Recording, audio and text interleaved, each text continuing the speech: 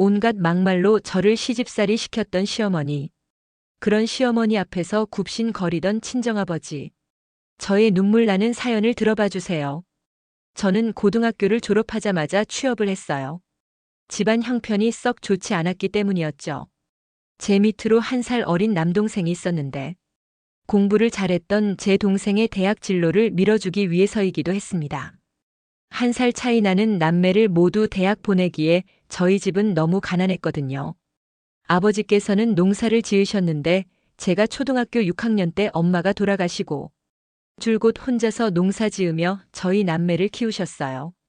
아버지는 늘 햇볕에 그을러서 새까맣게 타셨고 손에 굳은 살도 늘어가셨죠. 그런 아버지의 짐을 저는 덜어드리고 싶었고 고등학교 졸업 후 중소기업 자재팀에 취업을 했어요. 다행히 성적이 좋았던 저는 좋은 곳에 취직을 했습니다. 직장 생활은 재미있었고 제일 나이가 어렸던 저를 모두 잘 챙겨주셨죠.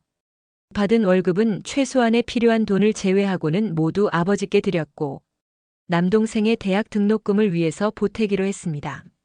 그렇게 저는 직장 3년 차가 되었고 그러던 어느 날 저희 회사에 상무님으로 새로운 분이 취임하셨는데 나이는 30대 중반이라고 했어요. 회사 사장 아들이라고 하더라고요. 사내에는 새롭게 등장한 상무님에 대한 소문이 무성했고 하루가 멀다 하고 상무님 이야기로 여직원들의 수다는 끊일 줄 몰랐습니다. 부모 잘 만나서 앞길 폈다부터 시작해서 왜 아직 결혼을 안 했을까까지.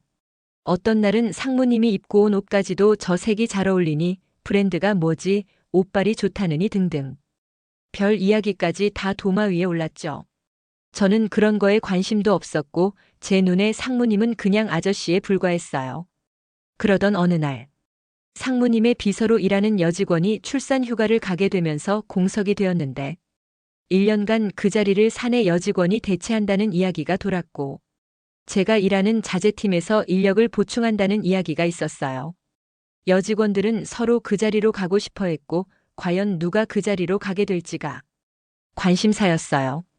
인사발령이 나던 날 저는 제 눈을 의심했습니다. 인사발령 공고에는 상무님 비서실로 발령난 제 이름이 떡하니 적혀 있었습니다. 회사 내에서 그냥 조용한 막내였던 저는 갑자기 모두의 관심을 받게 되었고 여직원들의 시기와 질투도 받아야 했습니다. 진영 씨 좋겠다. 혹시 무슨 줄이라고 있는 거 아냐? 어떻게 말단 직원이 비서실로 갈 수가 있어? 그러게 말이야. 진영 씨 우리한테 뭐 숨기는 거 없어? 아, 그런 거 없어요. 저도 왜 제가 거기로 발령났는지 모르겠어요. 뭐 이상할 것도 없었어요. 어쩌면 자재팀 막내였던 저의 자리가 제일 작았기 때문에 다른 곳에 발령나기 제일 좋았던 위치였던 거죠. 그리고 사실 제가 대학을 안 나오긴 했지만 영어 토익 점수가 높았던 편이라 아마도 제가 발령된 것 같더라고요. 그렇게 저는 하루아침에 자재팀에서 비서실로 출근을 하게 되었고 상무님을 가까이서 모시게 되었습니다. 여직원들 사이에서 온갖 소문만 무성했던 분을 가까이서 보니 신기하더라고요. 상무님은 저보다 10살이 많으셨고 굉장히 매너 있고 점잖은 분이셨어요. 소위 말해 사장 아들이라고 내가 낸 데도 없었고 매우 친절하셨어요. 저는 1달 정도 인수인계를 받고 새로운 일을 하느라 바쁜 하루하루를 보냈습니다. 1달 뒤 인수인계 해주시던 비서분이 휴가를 가셨고 저는 오로지 그 일을 혼자 맡게 되었어요. 실수가 많은 저를 상무님께서는 기다려주셨고 잘하고 있다고 격려해 주셨어요. 주된 업무는 상무님 스케줄 관리와 여러 회의 자료 준비, 회의 결과 내용 보고서 제출, 그리고 잡다한 일들도 많았어요. 비서 일은 아무나 하는 게 아니더라고요. 그래도 고등학교 다닐 때 따놓은 여러 자격증들이 많은 도움이 되었고 그렇게 잘 적응해 갔어요. 상무님께서는 제가 잘하는 것에 칭찬을 아끼지 않으셨어요. 그래서인지 저는 점점 상무님께 호감이 가기 시작했죠. 그러나 상무님과 저는 절대로 어울리지 않는 사람이었고 언감생심 오르지 못할 나무였어요. 그런 사실을 너무나 잘 알고 있던 저는 그냥 이런 감정을 무시해버렸고 그러던 어느 날 그날은 상무님과 생산 공장을 방문하는 날이었습니다. 제가 상무님과 동행했고 일을 보고 다시 회사로 돌아가는 길에 남동생에게서 전화가 왔어요. 차 안에 상무님과 함께 있어서 전화를 수신 거부했는데 연속으로 계속 전화가 왔습니다. 진영 씨 급한 전화인 것 같은데 받아도 돼요. 아, 아니에요, 상무님. 이따 내려서 하면 됩니다. 그 말이 떨어지기 무섭게 또 전화가 걸려왔어요. 나 신경 쓰지 말고 받아요. 네, 상무님. 죄송합니다. 저는 양해를 구하고 전화를 받았어요. 남동생이었습니다. 누나, 큰일 났어. 어? 무슨 일이야? 아빠가 오늘 일하시다가 크게 다치셨어. 지금 구급차 타고 가고 있는데 누나 병원으로 와줄 수 있어? 동생의 목소리는 격양되어 있었고 울먹이고 있었어요. 저는 심장이 덜컥 내려앉았고 무슨 일인데? 얼마나 다치신 거야? 괜찮은 거야? 저는 너무 놀래서 소리쳤고 눈물이 났습니다. 전화를 끊자 상무님께서 진영 씨, 무슨 일이야? 상무님, 아버지가 일하시다가 많이 다치셨대요. 지금 병원으로 이동 중이래요. 저는 울먹이며 말했고, 얼마나 다치셨길래. 지금 당장 병원으로 가봅시다. 상무님은 기사한테 이야기해서 바로 저희 아버지가 이송 중인 병원으로 차를 돌렸고, 저는 너무 놀라고 아버지가 걱정이 되어서 계속 눈물을 흘리며 안절부절 하고 있는 저를 상무님께서는 걱정 말라고 위로해 주셨어요. 병원에 도착하고 보니 아버지는 커터기에 손이 달려 들어가서 두 번째, 세 번째 손가락이 절단되었고 지금 바로 수술에 들어가야 한다고 했습니다. 너무 많은 피를 흘려서 한시가 급했고 시간이 지날수록 손가락 봉합이 어려워지니 빨리 수술 소속을 밟아라고 했어요. 아버지께서는 저를 보며 어이쿠, 바쁜데 뭘 이렇게 와. 별일도 아닌데. 아빠, 별일이 아니라니. 손가락이 두 개가 절단됐는데. 저는 울면서 소리쳤고 아버지는 바로 수술실로 들어가셨어요. 계속 울고 있는 저를 상무님께 저의 어깨를 토닥거리며 위로해 주셨습니다. 진영 씨 진정하고 수술 잘 될 거예요. 혹시 어머니는 안 계신가요? 저는 처음으로 상무님께 제가 자라온 환경을 이야기하게 되었어요. 어머니 없이 아버지가 우리 남매를 키우셨고 대학을 가지 않고 바로 취업한 이유 등. 지금 생각하면 그날 왜 그렇게 저의 이야기를 했는지 모르겠지만 그날의 분위기 때문이었는지 저의 속마음을 이야기하게 되었죠. 상무님께서는 저의 이야기를 잘 들어주셨고 그날 이후 저희는 가까워졌습니다. 상무님께서 저희 아버지 수술비와 입원비를 다 내주셨고 저는 그것이 너무 부담스럽고 죄송해서 상무님, 호혜 너무 감사합니다. 그런데 이건 제가 너무 부담스러워서요. 그럼 밥 한번 사요. 상무님은 늘 그랬듯 호탕하게 웃으셨습니다. 사적으로 만난 상무님은 훨씬 더 좋은 사람이었고 상무님께서는 제가 열심히 살고 착하고 똑똑해서 좋다고 했습니다. 그렇게 저희는 연애를 시작했어요. 말도 안 되는 연애라 처음에 제가 엄청 거절을 했고 상무님, 아니 남편은 자신만 믿으라며 강하게 저를 이끌어 주었어요. 하루아침에 저는 부잣집 남자와 연애를 하는 신데렐라가 되었고 주변의 부러움을 한몸에 받았습니다. 6개월 연애하고 저희는 결혼을 했어요. 그러나 결혼이 순탄했던 것은 아니었습니다. 시어머니의 반대가 너무 심하셨어요. 처음 시댁에 인사를 하러 간 날, 시어머니는 대놓고 저를 무시하셨어요. 지금 여기가 어디라고 이런 애를 데리고 와? 아니 대학도 안 나온 애가 우리 집안의 며느리로 들어오겠다는 거니? 너 지금 양심이 있는 거니? 어디 여자가 없어서 회사에 일하던 직원을 데리고 와. 내가 이러려고 유학까지 보내면서 아들 키운 줄 아니? 시어머니는 거침없이 막말을 하셨고 남편이 말렸지만 아랑곳하지 않았어요.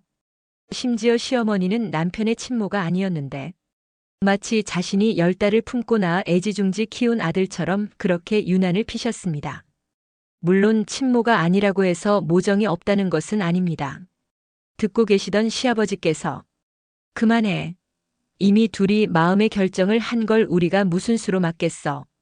여보, 그게 무슨 말이에요? 저는 이 결혼 절대로 허락 못해요. 시어머니는 완강하셨고 저는 자존심과 자존감이 무너져 내렸습니다. 결국 남편은 집을 나오는 것을 선택했고 그러기를 3달. 자식 이기는 부모 없다고 저희의 결혼을 허락해 주셨어요. 하지만 조건이 있었습니다. 시댁에서 함께 산다는 조건이었죠. 저는 저를 위해 남편이 부모와 연까지 끊으려고 하면서까지 결혼하려는 모습에 남편 하나만 믿고 그 조건을 들어주기로 했습니다.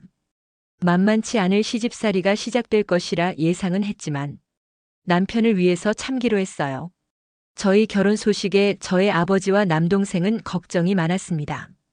저희 집과는 너무나 다른 배경의 시댁이 조심스러웠고 제가 가서 고생만 하는 것 아닌가 하는 노파심에 늘 저를 붙잡고 진영아, 부모가 반대하는 결혼에서 네가 잘 견딜 수 있을지 걱정이구나.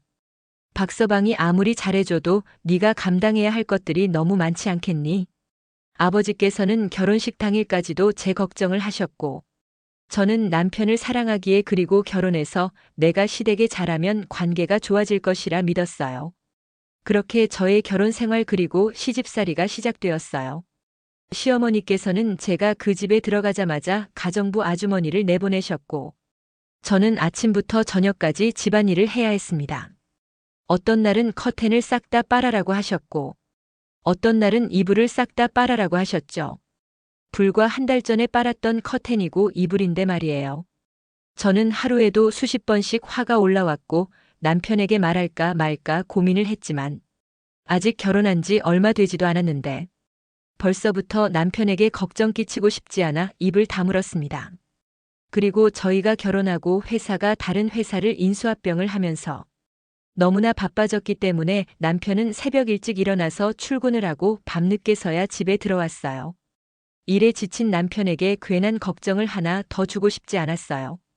그렇게 저의 귀머거리 3년, 벙어리 3년 세월이 쌓이고 있었습니다. 그러던 어느 날, 시댁에 큰일이 터지고 말았어요. 남편에게는 아직 장가를 가지 않은 남동생이 한 명 있었는데, 갑자기 자다가 의식이 없어서 온 식구들이 놀라 응급실로 가게 되는 일이 일어났습니다.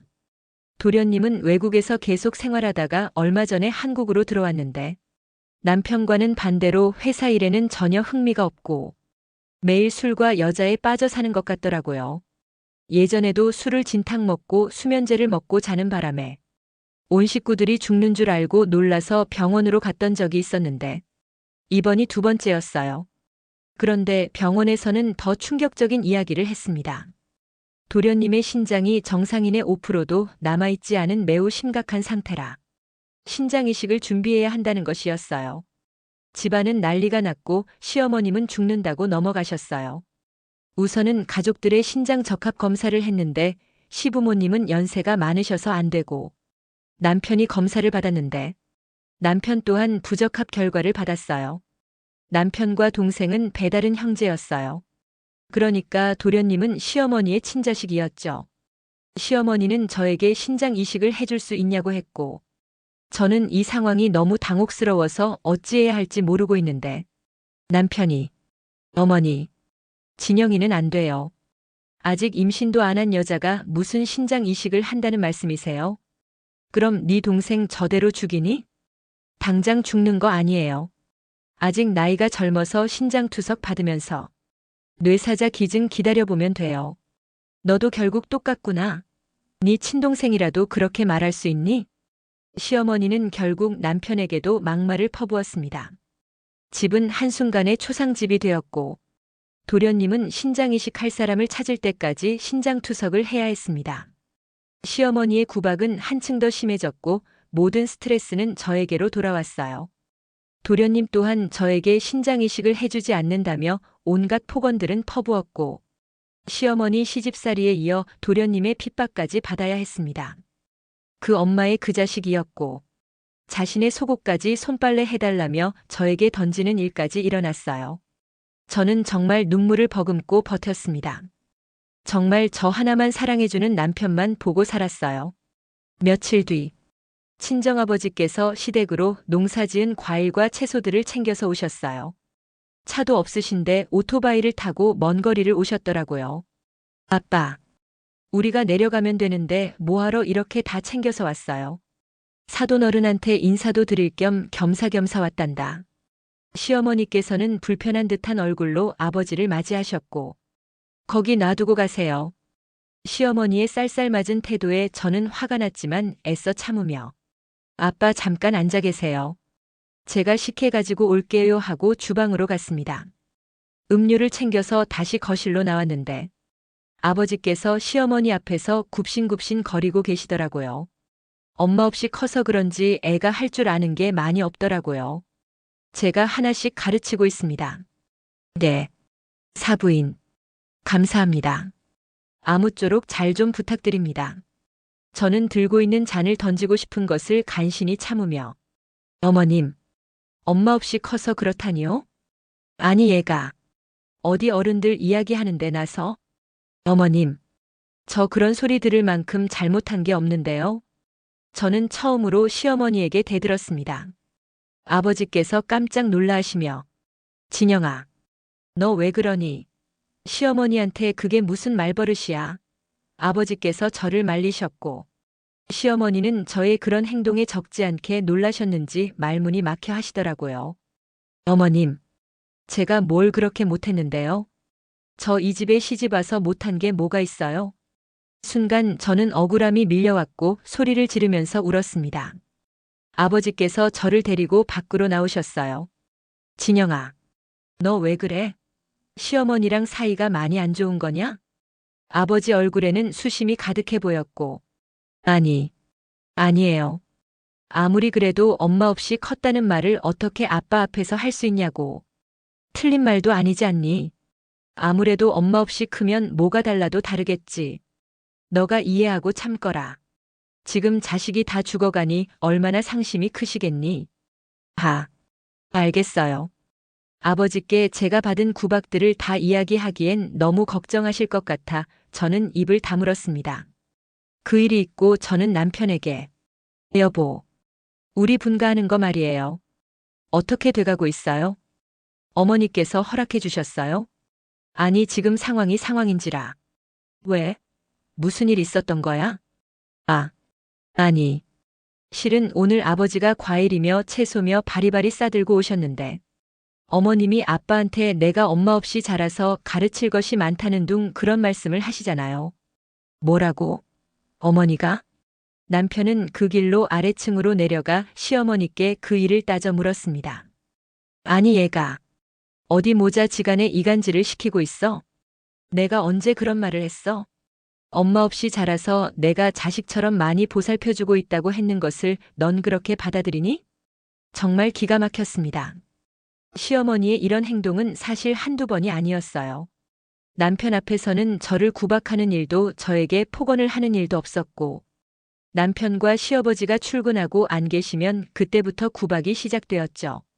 저는 이대로 당하고 있을 수 없어서 시어머니가 구박을 할 때 몰래 녹음기를 켜서 그 대화들을 녹음하기 시작했어요. 조용히 분가를 하게 되면 상관이 없었지만 이 집에 사는 한 저도 저를 지켜야겠다라는 생각이 들었죠. 바쁜 남편을 붙잡고 미주알 고주알 다 이야기할 수도 없었고 애초에 결혼할 때부터 어느 정도 시집살이는 예상하고 들어왔던 거라 최대한 내가 노력하며 참고 살았다는 것을 증명하고 싶었어요. 친정아버지께서는 그날 이후 제가 걱정되었는지 계속해서 농사지은 것들을 챙겨서 시댁에 갖다 주고 가셨어요. 사부인, 우리 딸아이 잘 부탁드립니다. 부족한 것이 많아도 너그러이 이해해 주세요. 라고 하면서요. 안 그래도 저번에 갖다 주신 채소를 우리 애가 잘 먹더라고요. 농약을 안 쳐서 그런가. 그러셨어요? 제가 특별히 사부인 댁에 드린다고 농약 하나도 안 치고 기른 겁니다. 제가 매일 갖다 드릴게요. 그래 주시면 저야 좋죠. 저는 그러지 말라고 했지만 아버지께서는 그래야 당신의 마음이 편하다고 하시면서 매일 찾아오셨습니다. 무슨 배달원도 아니고 아버지께서는 그렇게 매일 시어머니께 싱싱한 과일이랑 채소를 갖다 드리러 먼 거리를 오토바이를 타고 오셨어요. 지금도 그때의 아버지의 모습을 생각하면 피눈물이 납니다. 그날은 제가 마트에 장을 보러 간 사이 아버지께서 다녀가셨더라고요. 그런데 뭔가 시어머니의 태도가 달라져 있었어요. 왔니? 뭐하러 힘들게 마트에 직접 가서 장을 보니? 그냥 배달시키지. 네? 너네 아버지께서 너 좀 예뻐해달라고 신신당부를 하셔서. 나도 이제 좀 잘해보려고 해. 오늘은 해가 서쪽에서 떴나 싶은 것이, 이 아줌마가 뭘 잘못 먹었나 싶은 것이, 제가 어안이 벙벙해져서 있으니, 안 그래도 지원이가 너네 분가 이야기하던데, 이번에 지석이 수술만 끝나면 분가하거라. 네? 도련님 신장 이식할 사람 나타난 거예요? 그래. 이번에 기증자가 나타나서 며칠 내로 적합 검사 결과 보고 바로 수술하려고 한다. 아, 정말요? 너무 잘 되었어요. 어머님, 갑자기 시어머니의 태도가 돌변한 것이 이상했지만 자식이 큰 수술을 앞두고 있느니 정신 차렸나 싶었습니다. 도련님 수술만 잘 되면 분가한다는 생각에 저는 정말 이를 악물로 버텼어요. 그런데 수술 날짜가 잡힌 후로 시어머니는 놀라울 정도로 저에게 잘해주셨습니다. 그것이 너무 불편했지만 그래도 몇 년간 잘 버틴 결과라고 생각하며 저도 잘하려고 노력했어요. 그러나 저는 충격적인 사실을 알게 되었습니다. 그날은 오랜만에 친정에 갔고 현관문이 열려 있어서 들어갔는데 아버지와 남동생이 하는 이야기를 듣게 되었죠. 진우야, 너 정말 괜찮겠어? 아버지, 걱정 마세요. 콩팥 하나 없어도 잘만 살아요. 저는 이게 무슨 말인가 싶어서 숨을 죽이고 둘의 대화를 엿들었습니다. 그래. 네 누나가 그래도 잘 살아야 되지 않겠니? 우리가 너무 없는 집이라 가서 고생만 하는구나. 아버지, 이번 일로 사돈 어른도 더 이상 누나 괴롭히지 않을 거예요. 고맙구나. 네가 이렇게 결정해 주어서. 저는 손발이 덜덜 떨렸습니다. 시어머니의 태도가 변했던 이유는 자신의 아들에게 신장 이식을 해주는 사람이 다름 아닌 제 남동생이었기 때문이었어요.